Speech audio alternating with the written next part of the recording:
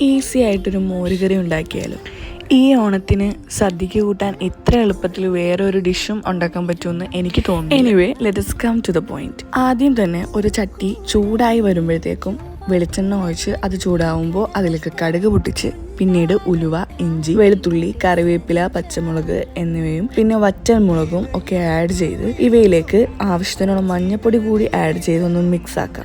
ഇനി ഇതൊന്ന് ചൂടാറാൻ വെക്കണം. ആ നേരം കൊണ്ട് നമുക്ക് തൈര് ഒന്ന് കട്ടയില്ലാതെ ഇളക്കിയെടുക്കണം. ഞാൻ ജസ്റ്റ് മിക്സിയിലൊന്ന് അടിച്ചെടുക്കുന്നുണ്ട്. എന്നിട്ട് ചൂടാറിയതിന് ശേഷം ആ മിക്സിയിലേക്ക് തൈര് കൂടെ ആഡ് ചെയ്ത് ആവശ്യത്തിനുള്ള ഉപ്പ് കൂടി ആഡ് ചെയ്ത് കഴിഞ്ഞാൽ നമ്മുടെ ഈസി ടേസ്റ്റി മോരുകറി ഇവിടെ റെഡി ആയിട്ടുണ്ട്.